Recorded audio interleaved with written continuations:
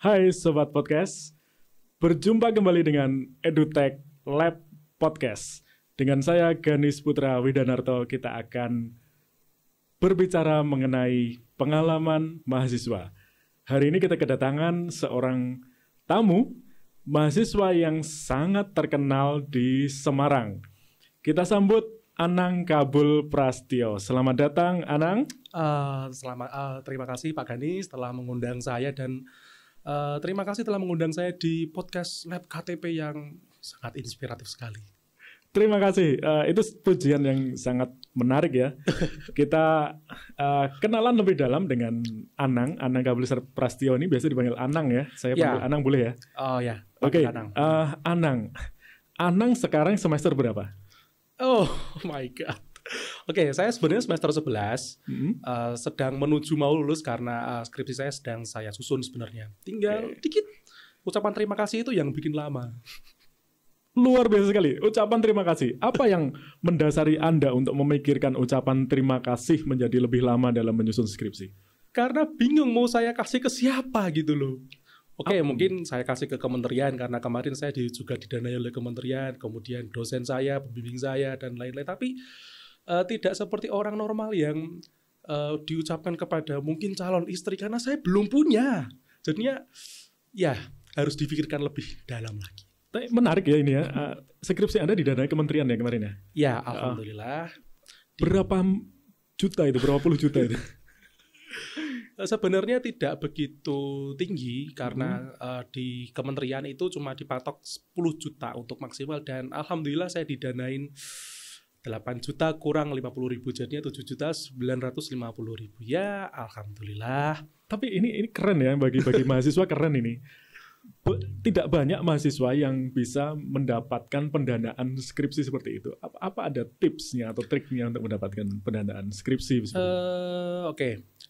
Kemarin itu di kementerian itu meminta bahwa skripsinya itu harus mempunyai kebaruan yang tinggi, bermanfaat bagi masyarakat, serta mempunyai teknologi yang cukup tinggi. Dan itu make sense dengan prodi saya, teknologi pendidikan yang selalu update tentang teknologi dan lain sebagainya. Jadinya itu bukan suatu hal yang mustahil dan harusnya setelah ini kan lebih banyak lagi yang bisa lolos.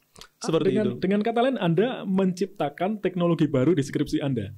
Ya, benar. Apa itu? Bisa diceritakan sedikit? Jadinya saya menggunakan teknologi yang sebenarnya di luar negeri itu sudah mulai digunakan secara masif. Namanya augmented reality, tapi di Indonesia sendiri belum banyak yang memakai ya karena mungkin developingnya tidak begitu banyak dan ya kita kembali sesuai dengan marwah kita, prodi kita teknologi pendidikan, makanya kita harus bisa membuat itu. Oke, luar biasa sekali. Anda menulis sebuah skripsi tentang inovasi, teknologi baru, dan didanai oleh kementerian. Menurut saya ini prestasi yang sangat membanggakan bagi seorang mahasiswa. Terima semester kasih. Berapa tadi? Angkanya cantik, 11. Semester 11, luar biasa sekali. Ya, tapi ini merupakan poin penting ya dalam perjalanan hidup seorang Anang Kabul Prastyo ya. Kalau kita lihat ini Anang dari tutur bahasa bercakap-cakap ini sudah sangat akademis. Dengar-dengar nih ya, dengar-dengar. Teman-teman Anda memanggil Anda Prof. Bisa dijelaskan nggak ini?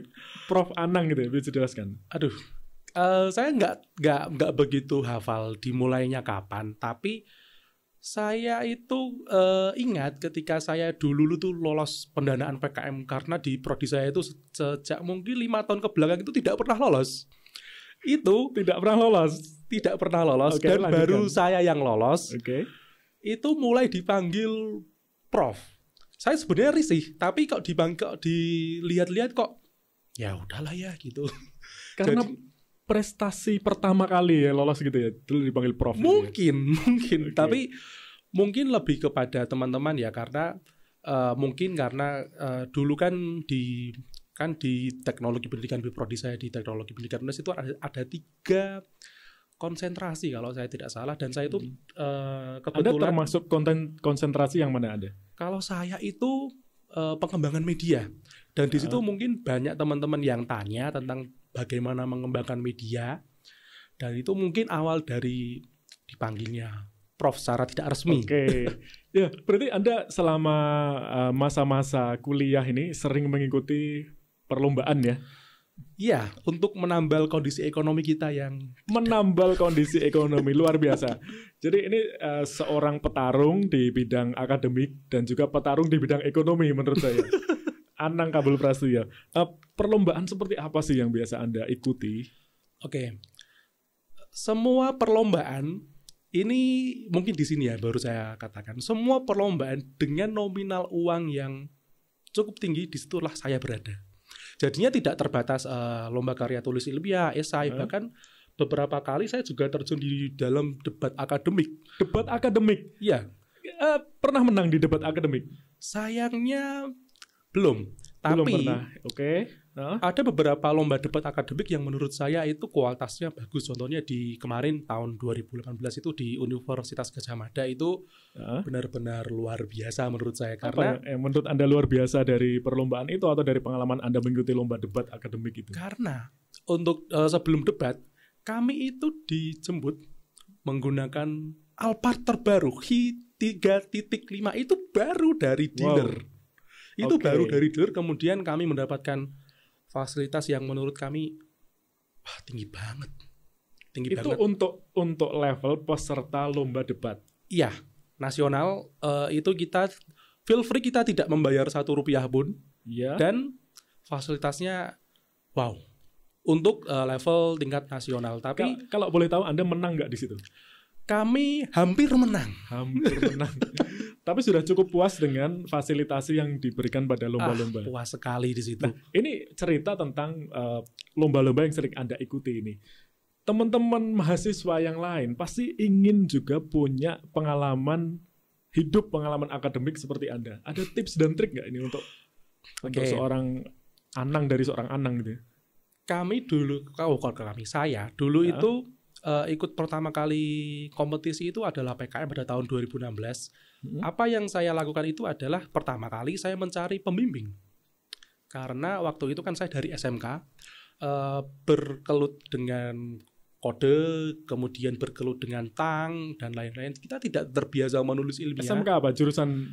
Kebetulan saya dulu itu di SMK itu mengambil jurusan teknik komputer dan jaringan. Okay. Jadinya tidak terbiasa dengan menulis akademik itu, kita nggak terbiasa di situ. Jadinya biasa teori ya. Ya, praktek itu terus tiap hari. Jadinya langkah pertama kita cari pembimbing, kemudian untuk sharing knowledge. Jadinya biar kita bisa benar-benar menulis karya ilmiah itu secara proper sebenarnya. Karena apa? Karena hal yang pertama kali dinilai oleh orang itu adalah karya tulis dulu, baru isinya. Ya. Ketika orang itu menilai, karya tulisnya bagus, pasti isinya menarik. Oke, secara tidak langsung nih, Anda menyampaikan bahwa teman-teman yang lain yang ingin punya cerita atau jalan hidup seperti Anda sebagai petarung di perlombaan ini ya, harus punya lawan diskusi yang tepat gitu ya. Benar. Oke, jadi lawan diskusinya pembimbing tadi yang Anda bilang ya. Oke, pembimbing. Kemudian ada beberapa, kita harus belajar dari orang-orang terdahulu. Karena nggak mungkin ketika kita seorang awam, mahasiswa baru, itu langsung tiba-tiba juara tanpa melihat orang-orang terdahulu, itu nggak mungkin. Jadinya temuinlah kakak kelas, bukan kakak kelas, kakak tingkat. Success story begitu ya, kita mendengarkan itu pentingnya. Oke, berarti belajar dari sejarah menurut Anda itu. Iya, benar sekali. Iya, menarik sekali nih Anang, dari pengalaman perlombaan. Ini lalu sampai hari ini Anda sampai di semester sekian yang menurut beberapa mahasiswa yang lain itu dianggap sebagai senior ya, atau semester tua begitu ya. Nah, sebenarnya motivasi Anda tidak ingin cepat lulus itu apa? Sebenarnya semua orang saya kira itu ingin cepat lulus. Saya pun juga sudah melakukan katakanlah kita sudah membuat usaha ya. Bukan rule kita untuk timeline. lulus. Anda punya timeline untuk lulus 8 cepat semester. Ya, Contohnya kemarin waktu semester 8 saya itu kan sudah lolos 20 kompetisi. 20 kompetisi ada uangnya semua itu? Ada. Dan itu menang semua atau dapat? Enggak, itu baru mau kita jalan. Sebelum kita jalan tiba-tiba kan di-cut oleh pandemi. Kita itu kita itu sebelum pandemi itu kan sekitar di pertengahan bulan Maret. Itu 2 hari sebelum itu kita 2 hari sebelum diumumkan pandemi, kita itu juga 2 hari lagi itu berangkat ke Bali. Jadinya sebelum berangkat tiba-tiba sudah di-cut pandemi, itu rasanya hancur banget. Itu salah satu motivasi Anda tidak lulus cepat? Enggak, karena dengan banyak kompetisi, kita ibaratnya menang 1/4, kita menang 1/4 kali menang, itu sekitar 5 kompetisi dikalikan 2 juta, itu kita mendapatkan fresh money sekitar 10 juta, dan itu cukup untuk kita skripsian. Dalam artian skripsian itu tidak hanya modal menulis, itu enggak, tapi harus benar-benar kita finansialnya kuat untuk beli alat, kemudian beli license, kemudian banyak hal. Oke. Seperti itu. Anda ternyata yang cukup punya perencanaan yang matang.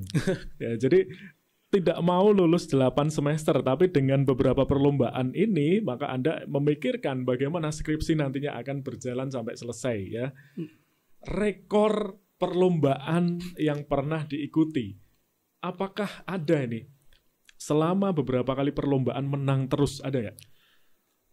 Di tahun 2019, alhamdulillah, kita menang terus. Berapa kali itu kira-kira? Berapa ya? 7 kali, rekor 7 kali menang terus tapi didanai. Tapi kita gitu juga harus berangkat kuliah. Oke. Jadinya itu kan tidak setiap hari. Ya, kita kesulitannya apa kesulitannya? Manajemen waktu. Baik. Jadinya ketika saya ambil contoh ketika dulu di Madura, kita pulang hari Kamis, Jumat itu sudah ada kelasnya Bapak Ganis Putra. Dan kita harus hadir di situ. Kelas saya berarti. Nah, jadinya kita dari Madura sampai Semarang itu jam 4 pagi. Kita langsung ke kampus. Kita tidak ke rumah dulu. Itu yang membuat saya kadang itu ya capek tapi senang. Senangnya adalah kita ketika kompetisi itu kita bisa bertemu banyak orang, bisa bertemu banyak teman, bahkan beberapa kali kita juga bertemu pacar. Oke. Itu pengalaman hidup yang sangat berharga ya, pengalaman lomba-lomba dan lain sebagainya. Ya, tapi di satu sisi kita juga punya tanggung jawab untuk menghadiri kelas, karena kita juga kuliah juga harus niat seperti itu. Iya.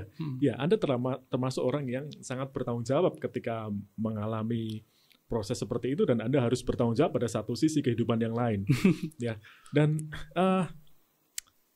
pada waktu itu ketika Anda dalam rekor 7 perlombaan ini mendapatkan pendanaan semua, bagaimana nilai semester Anda? Apakah jeblok, apakah normal atau normal? Di angka 3,5 kalau saya tidak 3,5 itu menurut saya sudah sangat tinggi ya. Menurut Anda bagaimana? Menurut saya cukup, karena kembali kita tuh kuliah tidak hanya mencari nilai, tapi kita harus mencari achievement, kita harus mencari pengalaman, dan kita harus cari uang. Uang lagi. Seorang Anang Kabul Prastio berlomba-lomba atau challenging ya, perlombaan, mendapatkan uang, dan uang itu digunakan lagi atau diputar kembali dalam otak bisnisnya untuk kepentingan akademik, begitu ya? Bisa dibilang seperti itu. Iya. Karena ya kembali kuliah itu memang tidak murah, tapi bagaimana caranya kita itu untuk bisa survive di situ. Banyak caranya, ada yang wirausaha, kemudian ada yang seperti kami yaitu ikut kompetisi dan lain-lain. Saya rasa itu adalah suatu tantangan agar kita itu terbiasa. Seperti itu, Pak. Oke. Baik, menuju ke prinsip hidup. Setiap orang pasti punya prinsip hidup. Kalau seorang Anang Kabul Prastio punya prinsip hidup nggak? Punya, yaitu adalah percaya proses. Percaya kepada proses. Ya. Ya, proses tidak akan mengkhianati hasil, begitu ya akhirnya ya. Iya. Oke, berarti Anda termasuk orang yang sangat menghargai sebuah proses. Betul. Oke, baik. Itu prinsip hidup Anda. Dan Anang Kabul Prastio ini percaya Tuhan tidak? Sebagai sesosok manusia yang beragama, jelas saya percaya. Kemudian ada beberapa hal yang saya melibatkan Tuhan di situ. Contohnya adalah ketika saya selesai sholat maghrib, di situ saya cuma berbicara seperti ini. Ya Allah, semoga besok waktu saya KKL ke Bali, itu saya lolos pendanaan PKM Dikti. Dan itu terjadi. Itu doa ya? Itu terjadi. Dan itu komunikasi antara Anda dengan Sang Pencipta dalam waktu yang sendiri gitu ya? Iya. Jadinya kalau dilihat probabilitasnya itu kan sebenarnya rendah. Karena apa? Karena pendanaan PKM itu diumumkan itu di bulan April dan itu tidak pernah terjadi di tahun-tahun sebelumnya, dan itu terjadi di bulan April. Dan kebetulan di situ kami di angkatan saya itu kan sedang KKL, dan itu benar-benar terjadi. Dan itu saya sedang di pinggir pantai hanya lihat pengumuman, dan itu saya langsung teriak Sangat membahagiakan sekali kabar itu. Sangat membahagiakan. Dan itu. Oke, baik. Dengar-dengar nih, Anda nih sering mengalami hal-hal mistis ya di kehidupan Anda ini. Coba ceritakan kehidupan Anda sekarang ini seperti apa sih? Mistis ya. Saya nggak akan menceritakan yang tentang hal-hal yang paling ngeri dong, yang paling horor apa dong? Saya dulu itu hampir pernah meninggal dunia. Ya, kenapa nih bisa? Tahun 2017 itu kan saya ada undangan dari rektorat untuk menghadiri buka bersama, kemudian pulang sebelum maghrib, dan di situ tiba-tiba ada truk yang memotong jalur, dan saya udah pasti akan tertabrak, dan pasti saya mungkin akan meninggal pada waktu itu karena udah nggak mungkin untuk menghindar, dan itu jalannya itu sedang high traffic, dalam artian sudah nggak bisa banting kanan ataupun banting kiri. Tapi entah kenapa ketika saya itu menutupi muka dengan tangan, itu tiba-tiba tangan kanan saya itu ditarik oleh seseorang, nggak tahu, ditarik aja dan bener-bener bisa langsung menghindar. Dan itu saya itu ketika momen itu saya itu langsung memeluk badan saya, apakah saya itu sudah mati atau belum, sudah meninggal atau belum. Ternyata benar, motor saya itu masih berjalan di jalurnya dan truknya itu sudah ada di belakang. Itu benar-benar suatu yang di luar nalar, karena nggak mungkin untuk menghindar karena sudah sangat dekat sekali. Ya, Anda masih dicintai oleh Tuhan, begitu? Mungkin karena tujuan hidup saya belum kelar. Ya, Anda punya misi mungkin ya. Tujuan hidup saya belum kelar. Mungkin saya masih diinginkan oleh orang tua saya. Oke, orang tua. Jangan meninggal dulu deh. Oke, ya ini level lain dari pengalaman hidup Anang Kabul Prastio. Oke, ada pertanyaan sedikit nih melenceng ya dari pembicaraan kita ya. Anda punya tokoh atau negarawan yang disukai tidak? Punya, yaitu Bapak B.J. Habibie. Kenapa? Karena beliau itu presiden keempat kalau saya tidak salah, keempat. Kemudian kalau salah mungkin bisa dikoreksi ya, kalau nggak salah itu keempat atau kelima. Ya, kenapa? Alasannya kenapa? Karena beliau itu adalah seorang inovator yang kelas kakap menurut saya. Pesawat N250, kemudian beliau juga menciptakan yang namanya teori crack dalam penerbangan. Dan saya rasa untuk seorang saya yang sering atau gemar untuk berinovasi, itu menurut saya pribadi ya oke gitu. Karena kita berkaca dari negara-negara yang maju, Jepang, Korea Selatan. Bahkan Korea Selatan itu adalah negara yang merdeka sehari setelah Indonesia merdeka. Dan mereka sudah menjadi negara maju. Tapi kan kita kan belum di situ. Maka dari itu ya menurut saya pribadi Bapak B.J. Habibie ya tidak mengesampingkan tokoh-tokoh yang lain. Menurut saya pribadi Bapak B.J. Habibie. Bagi saya juga beliau sangat luar biasa sekali ya, seorang inovator, seorang suami, seorang pemimpin keluarga, bahkan pemimpin negara yang sangat humble ya. Anda pengen seperti beliau ya? Kalau dikasih kesempatan oleh Tuhan ya it's okay, saya akan jalani itu. Dan pingin sebenarnya. Oke. Anang, apakah pernah mengalami titik terendah di dalam hidup Anda selama perkuliahan ini? Karena banyak nih pengalaman mahasiswa dalam titik terendah di hidupnya atau di pengalaman perkuliahannya. Anda pernah nggak? Saya rasa titik terendah saya adalah ketika ada pandemi. Skripsi harus jalan, kemudian kan kita harus menghubungi mitra, dan mitranya itu tidak begitu cepat.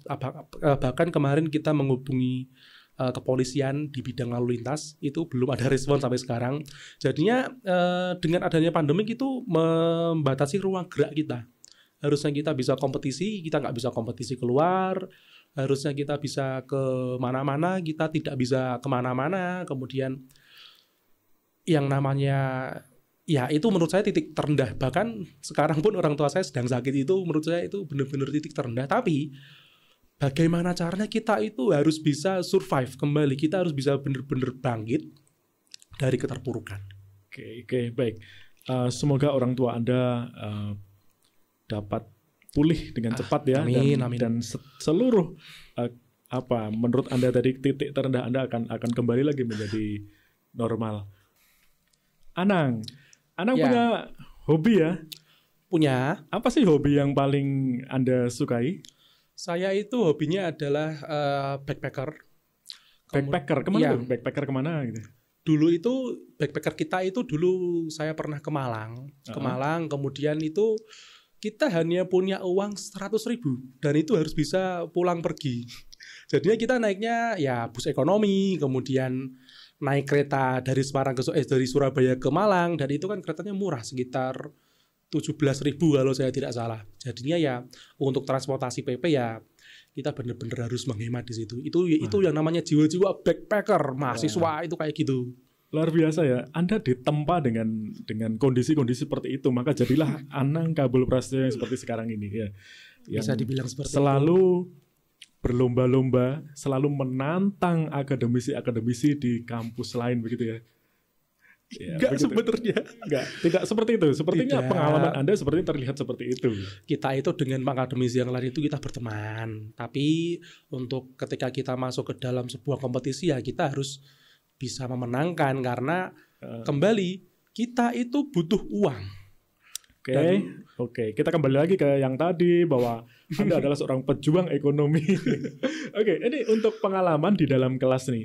Ya. Kalau saya pribadi nih, dengan melihat teman sekelas saya selevel Anang Kabul Prasetyo, apalagi mahasiswa yang lain nih di dalam perkuliahan nih, pasti akan takut ketika ada tugas presentasi. Pernah nggak Anda ini di debat satu kelas untuk melawan Anda sendiri gitu? Pernah. Gimana ceritanya gimana?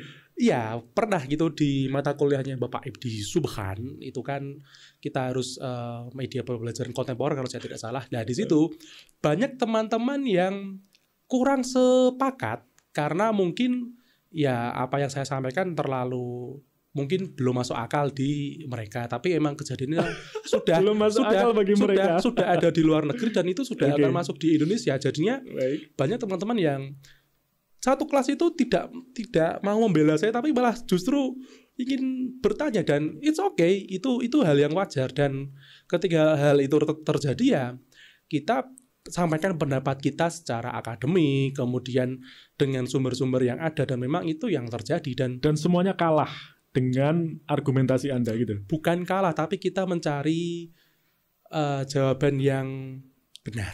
Seperti itu, tidak ada menang dan kalah, tapi kita di situ kan kita sharing knowledge Berarti, lah. Gitu. Dan Anda yang paling benar begitu. Bisa dikatakan seperti itu. Ini hal menarik bagi lingkungan Saya ingin kampus ya. menggunakan kata-kata yang lebih sopan. lebih sopan. Apa? Contohnya apa? Ya kita mencari jawaban yang benar. Oke, di atas kebenaran masih ada kebenaran Ya, lagi. benar. Oke, baik. Sekarang nih banyak mahasiswa ini yang kalau bahasa kiasannya tuh overthinking.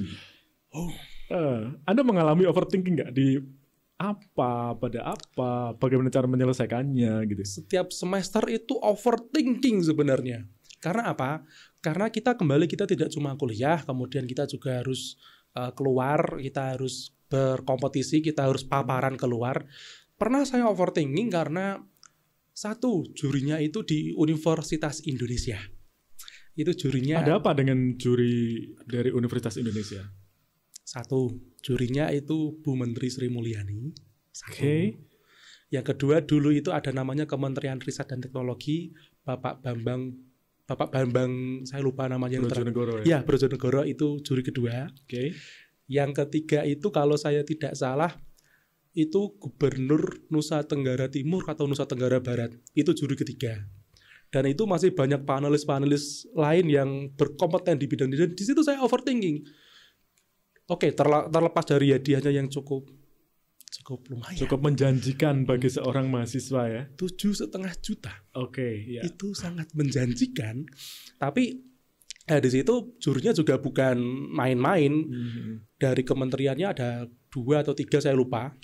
Kemudian ada beberapa akademisi dari Universitas Indonesia. Jadinya ya gimana caranya kita itu tetap bisa memaparkan sesuatu itu secara ya kita seperti itu. Jadinya biar bisa menang, mereka senang, kita juga senang, kemudian kita bawa pulang rupiah itu sangat menyenangkan gitu. Oke, gitu. Bagi mahasiswa itu adalah suatu hal yang menyenangkan, apalagi amplopnya itu tebal sekali. Tebel itu pecahan 10 ribuan ya? Oh, bukan, 50 ribuan. Oke, Anang, ada pertanyaan terakhir nih, tapi Anang harus menjawab dengan cepat. Ada beberapa pertanyaan, Anda harus menjawab dengan cepat ya. Oke, sudah siap Anang? Oke. Siap untuk menjawab dengan cepat ya? Insya Allah. Oke, kita mulai. Jawab cepat. Menulis atau debat? Saya lebih suka menulis. Oke, PKM atau rumah? PKM. Oke, nasi padang atau penyetan? Aduh, itu pertanyaan yang sulit. Saya lebih prefer ke penyetan. Penyetan ya, Ya, oke. lebih panas sebenarnya. Oke, baik. Kuliah atau lomba?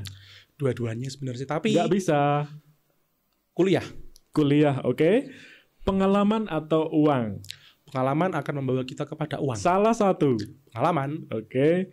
Pegunungan atau lautan? lautan. Online atau offline? Offline, Oke. Kopi apa teh? kopi, Netflix atau bioskop? bioskop. Oke, baik. Endgame atau layangan putus? Saya ingin menjawab layangan putus. Tapi Ada penggemar series ya ternyata? ya, karena itu menarik. Tapi saya ingin menjawab layangan putus, tapi tidak.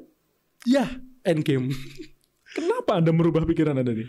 Karena layangan putus itu kurang baik ya. Walaupun itu katanya itu true story dari seseorang, tapi menurut saya kurang baik. Oke, baik. Endgame. Pertanyaan terakhir. Pacaran sejurusan atau beda jurusan? Beda jurusan karena kita butuh experience yang lain. Oke, terima kasih Saudara Anang Kabul. Seorang Anang Kabul Prastio punya quote yang indah atau tidak untuk adik-adik? Oh ya, quote saya adalah jelas, percaya proses. Dimana kalau teman-teman semua itu belajar dengan giat, kemudian benar-benar percaya dengan apa yang dikerjakan saat ini, maka hasilnya akan mengikuti. Seperti itu. Jadinya kalau teman-teman mengerjakan semisal ikut MBKM, ikut magang, kemudian ikut mengembangkan suatu inovasi yang menurut teman-teman semua baik, ya udah langsung di itu aja, langsung benar-benar dinikmati aja prosesnya, hasil pasti akan mengikuti pastinya. Oke, terima kasih. Motivasi yang sangat menarik dari Anang Kabul Prastio yang kita undang ke sini dan berbagai cerita hidupnya. Terima kasih atas kedatangannya Anang Kabul Prastio. Terima kasih. Semoga tetap menjadi seorang yang menginspirasi, tidak hanya di ruang akademik, Amin. tapi di ruang sosial dan ruang-ruang yang lain. Terima Oke, kasih. terima kasih. Kita nanti ketemu kembali di obrolan-obrolan yang lain. Baik. Demikian Sobat Podcast EduTech Lab. Sekian podcast dari kami. Terima kasih. Sampai jumpa kembali. Sampai jumpa.